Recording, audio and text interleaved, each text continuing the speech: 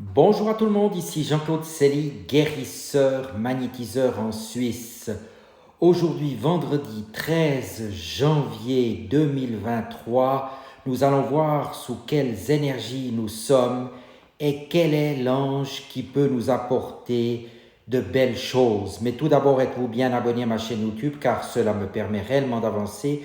Merci de liker ma vidéo si vous l'appréciez et enfin de voir les liens qui sont sous la vidéo, donc mon site internet ainsi que mon numéro de téléphone, ainsi qu'un lien de Sophia Voyance, cartomancienne hors pair que je vous recommande vivement.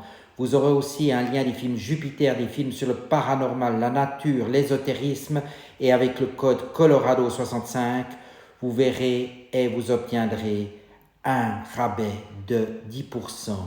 Sans plus tarder, nous allons aller sur ce vendredi 13 janvier 2023 qui donne le chiffre 12 si l'on additionne tous les chiffres.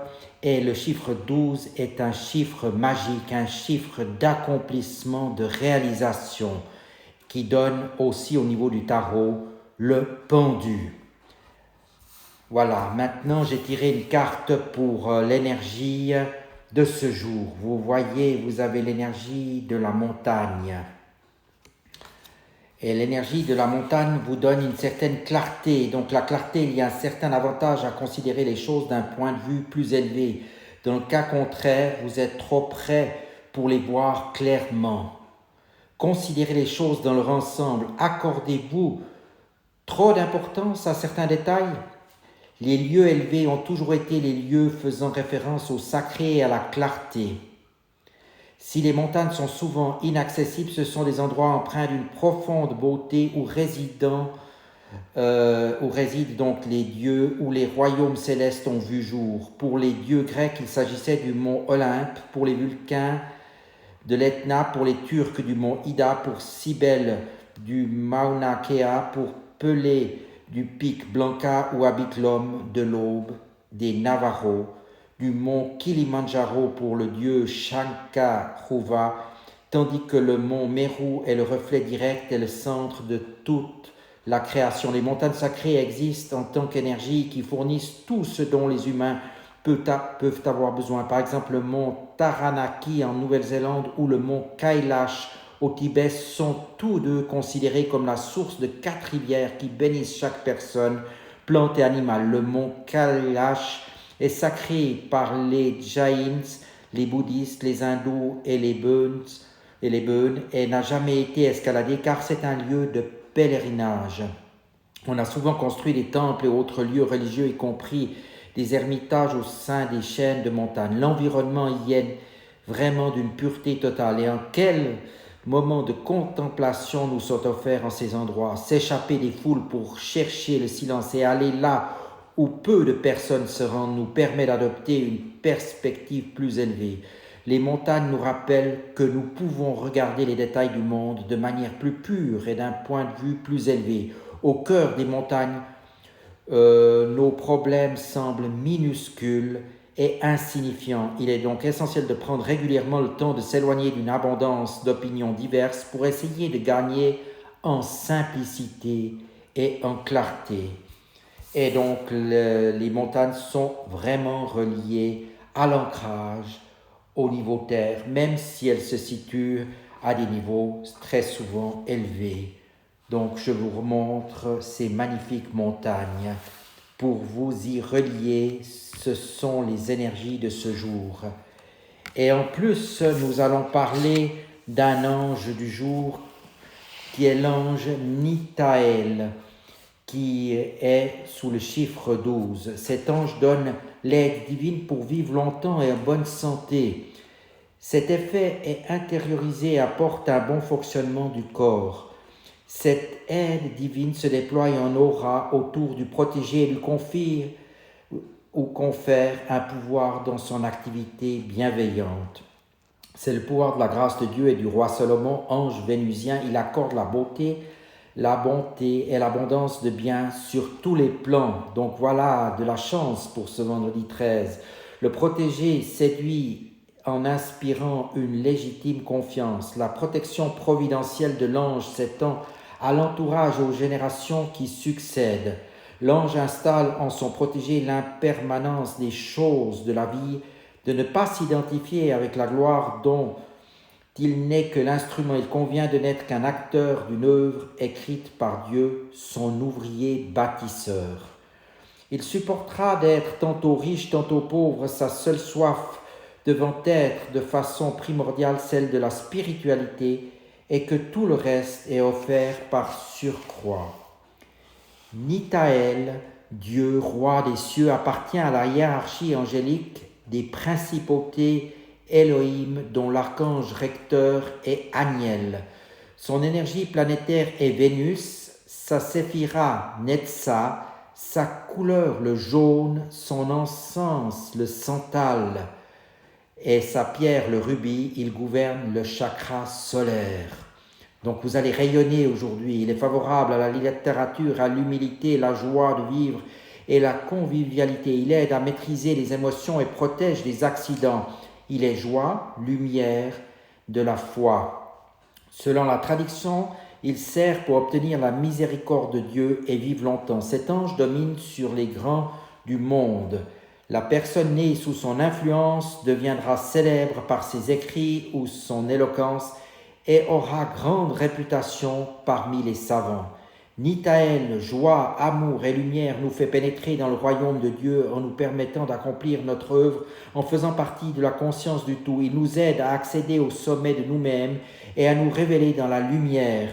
Nous devenons corps de lumière au service de l'autre. Il confère la beauté d'amour et permet l'accession directe à la lumière de Dieu. Il nous apprend le respect de chacun et de toute chose. Il nous donne un regard juste et équilibré et élève notre niveau vibratoire. Avec Nitaël, nous découvrons une nouvelle clé qu'humilité et joie ne sont pas antagonistes, mais un acte de vie commune qui nous mène à la gloire de Dieu et des hommes. Joie et humilité confondues sont la vraie beauté du corps et de l'âme qui les remplissent de lumière et permettent le lien permanent avec celle de Dieu. Au-delà de l'impermanence de notre corps physique, un lien permanent s'établit avec la lumière divine. L'humilité ne se cultive pas ou confine à l'hypocrisie. L'homme véritablement humble ne conscientise pas son humilité dans la mesure où il l'assimile à une beauté naturelle. Trop d'humilité, c'est encore de l'orgueil. Où l'humilité est une forme de grandeur, c'est qu'elle rend intouchable. L'humilité est un devoir pour réussir, entendons la belle œuvre. C'est par la confiance de l'autre qu'on acquiert l'humilité. Ce n'est donc pas un état d'être solitaire, mais un véritable échange de créativité réciproque. Qui se vante d'être humble a perdu l'humilité pour toujours. La perfection dans l'œuvre est initiée par l'humilité. L'humilité est la mère de Dieu. C'est se mésestimer pour acquérir une plus haute estime du Père. C'est le commandement de Dieu qui ne supporte pas l'orgueil et n'entre pas dans sa maison. Celui qui est humble n'est jamais humilié, car l'humilité est la joie et la lumière du Seigneur. L'humilité, c'est être à l'écoute de Dieu et des hommes. L'humilité va de pair avec la grâce, comme la santé avec l'équilibre. C'est l'habit de l'amour de Dieu. L'humilité est une forme de délibération qui nettoie le corps et l'esprit des mauvaises vibrations pour n'y admettre que la bonne. C'est la saisie avide de l'instinct divin. Le ver qui se recroqueville est un symbole d'humilité.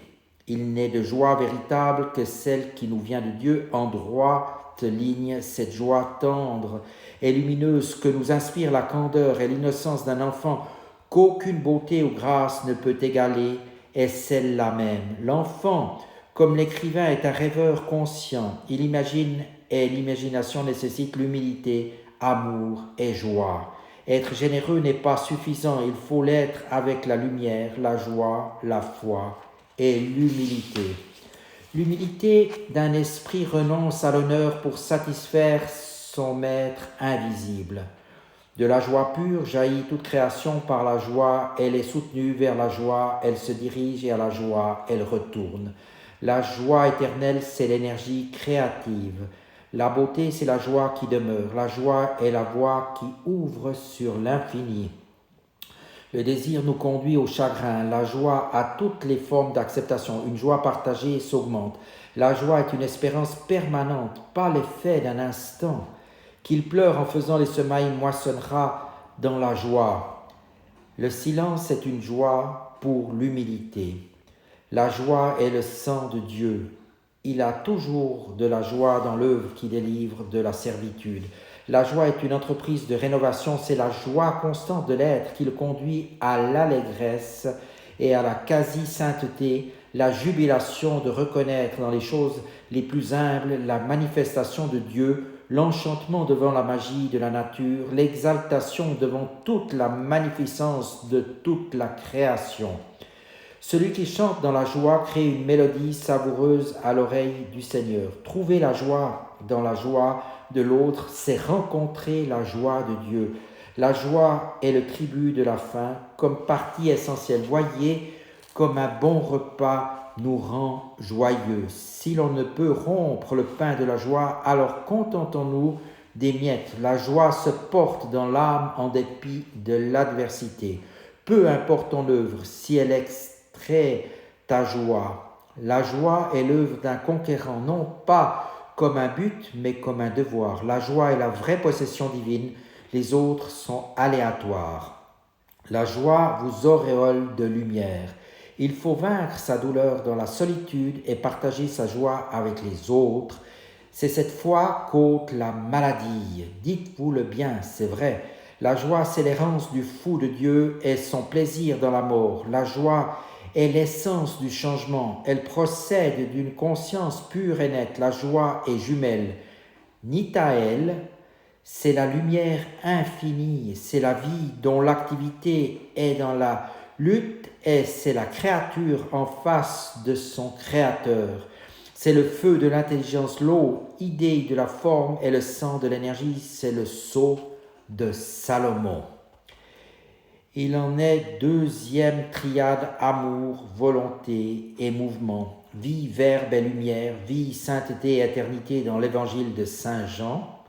De même que le soleil comprend lumière, électricité et chaleur.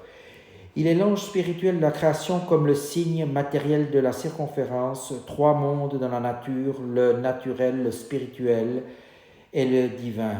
Le premier appuyé sur des faits, le second sur des idées, le troisième tendu vers Dieu.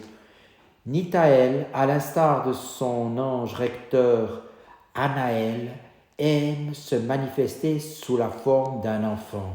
Il a donc une influence très marquante chez son protégé dans la précocité de l'âge, bien avant l'âge de raison supposé. L'enfant avait déjà parcouru un bon bout de chemin sur le plateau. Maintenant, il gravissait un sentier au milieu des vignes plantées sur la chaume, sur une terre aride et caillouteuse. Quelquefois, il faisait halte pour reprendre haleine. C'était un peu comme un chemin de croix, avec comme seul spectateur des buissons épineux, çà et là de la route. La deuxième pente était particulièrement ardue, et l'enfant s'arrêtait et jugeait du regard le dernier effort à faire pour atteindre le sommet. Le but atteint, il se retrouvait dans le cœur d'une église romane où il disait la parole de Dieu à une foule nombreuse venue l'écouter des quatre coins du canton, et cette foule était comme suspendue aux lèvres du jeune récitant. Aucun prêtre n'aurait retenu l'attention de son auditoire avec une telle ferveur d'âme collective. L'enfant n'avait pas 7 ans et ne tirait nul orgueil de cet état des choses. Il le plaçait très naturellement dans la normalité d'un dimanche de culte à la campagne. Après quoi, dans l'intermède de la liturgie, il devait quêter le dernier du culte pour la restauration de l'Église. Les 2 bourses de velours qu'il tenait dans sa main ne suffisaient pas à contenir l'offrande des fidèles et débordaient de billets de banque. Il gravissait l'autel pour les placer de chaque côté du tabernacle. Initiation naturelle, expansion de la parole de Dieu, d'où résulte l'abondance, c'est l'action de Nitaël sous la forme de l'enfant. Le corps, l'âme et l'esprit de l'enfant sont conformes à sa manifestation de l'ange. Tant il reste un tant soit peu d'orgueil chez son protégé et même bien avant, Nitaël place quelques épreuves sur son chemin pour qu'il apprenne à dissoudre l'ego qui l'empêche d'être face à face avec Dieu. C'est pourquoi Nitaël parle de l'impermanence des choses, impermanence qui devrait nous faire comprendre que nous ne possédons rien au regard de Dieu. Il est dans notre nature de vieillir, nul n'échappe à la vieillesse à moins de ne pas atteindre ce stade. Au même titre qu'il est dans notre nature d'être malade, personne n'y échappe. Mourir est la finalité de notre corps physique, c'est inéluctable. Tout ce qui nous est cher et tout ce que nous aimons ont pour nature de changer. Nous sommes tôt ou tard séparés de ceux que nous aimons. Seuls nos actes sont nos vraies possessions et personne n'échappe aux conséquences de ces actes. Tout dépend de ce à quoi nous nous attachons, mais s'attacher à la foi ne peut jamais être une souffrance, mais une source de joie. La seule permanence, c'est Dieu. L'impermanence, c'est notre égoïsme qui s'attache aux choses matérielles comme devant disparaître et qui l'admet peu ou prou. Et pourtant, nous devons accepter cette impermanence parce que c'est la véritable nature de l'existence et celle de tout l'univers. Tout ce qui apparaît est voué à une disparition certaine et tout change constamment. Trop s'attacher à soi-même et à ce qui nous entoure va à contre-courant de la loi cosmique et nous devons apprendre à faire le vide en nous pour devenir plus fluides dans la marche du monde. Et c'est le propre de l'harmonie si chère à Nathanaël. Rien ne dure, tout a une fin, seule l'âme est immortelle. De toute la réflexion humaine, la plus importante doit porter sur l'impermanence. Tout passera à même notre souffrance que doit dominer la foi dans l'existence, puis l'abolir. De façon invisible mais audible au cœur ouvert, la parole de Nitaël au cœur, à travers de celle de l'enfant, traduit et rénove la parole de Dieu issue des textes anciens et devant être régénérée par la conscience pure. Nous ne pouvons mettre en acte la parole du Christ que si nous entendons sa parole. Tout acte doit être évolutif et non par répétition qui peut s'avérer rétrograde. L'amour de l'ange est vide d'ego. Il se détourne de celui dont l'ego est vide d'amour. L'expansion logique de l'ego, quand il prend les ailes de l'ange, c'est Dieu. Il n'y a pas assez d'une vie pour dissoudre son ego dans l'océan de l'amour. L'enseignement éloigne de l'ego. L'ego nous frustre d'obtenir ce pourquoi nous avons été créés. L'amour de Dieu. L'ego n'est qu'obscurité illusoire et obsessive. Le soi n'est que dans la lumière de l'amour. L'ego est le je de l'enfant parce qu'il est Dieu en toute chose. L'ego n'est qu'une forme relative du soi, l'aspect limité et matériel de la conscience. Seule la clarté de la conscience nous mène à notre propre instrument de réalisation, le soi. Être en tant qu'être, absolue conscience et pure joie inconditionnelle. Le vrai pouvoir du guérisseur de Vénus ne vient pas du monde astre qui est instable, mais du monde causal qui réalise une chose permanente. Je désire très sincèrement et de toutes les forces de mon âme entrer dans le ciel de Vénus, le monde causal, la demeure des principes. Le corps de la volonté consciente du guérisseur est son lien avec le monde causal, faculté qui peut être endormie ou réveillée suivant les circonstances. Il y a un rapport évident entre le monde causal et la pratique de la pensée positive. Elle nous enseigne à surveiller, à devenir maître de nos pensées, car celle-ci peut avoir un effet réel sur notre corps, sur le monde et sur la vie. Celle de tous, c'est une orientation permanente de notre pensée qui nous met en rapport avec le causal et de cause à effet, enfant de Vénus, nous guérissons.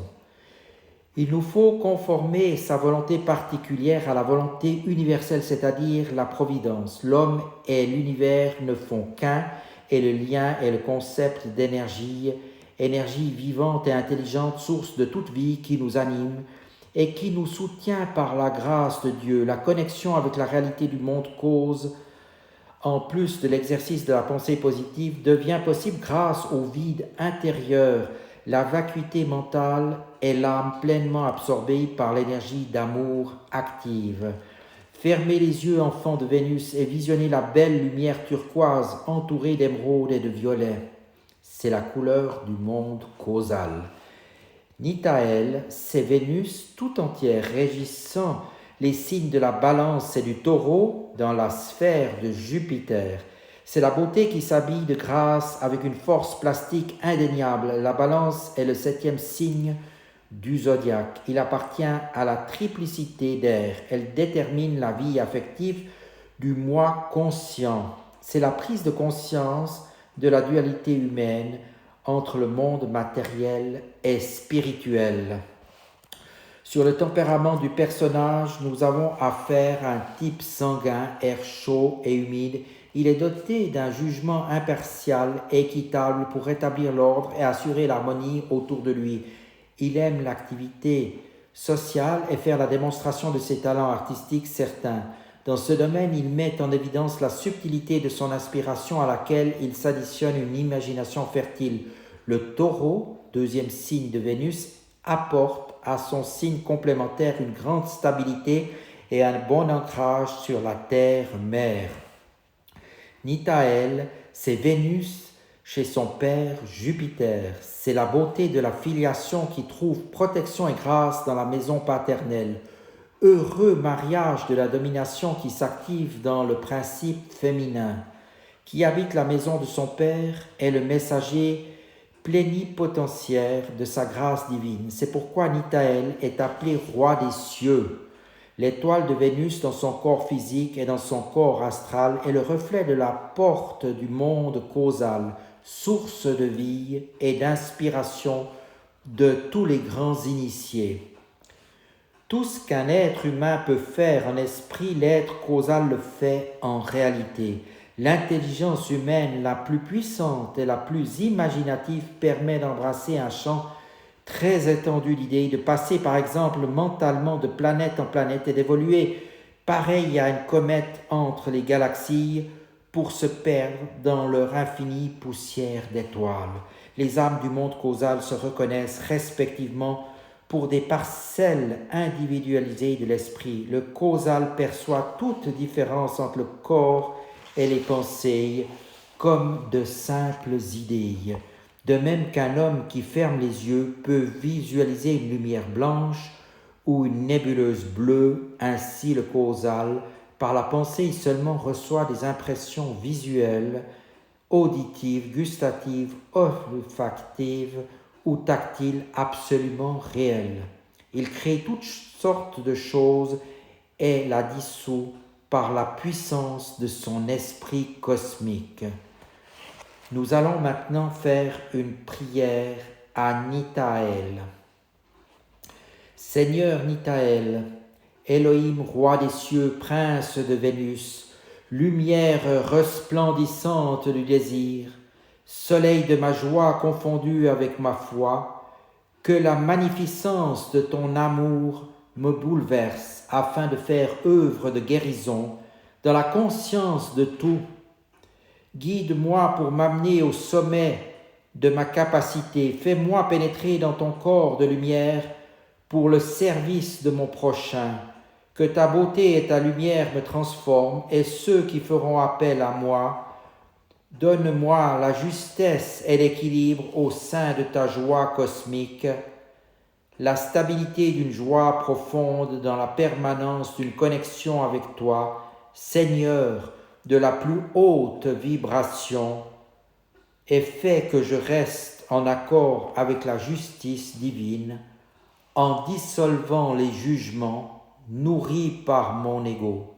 Enlève mon voile d'illusion et rends-moi plus léger que la densité en m'apprenant à sourire. Que cette prière vous inspire, vous traverse, vous illumine. Et je vous dis maintenant à tout bientôt.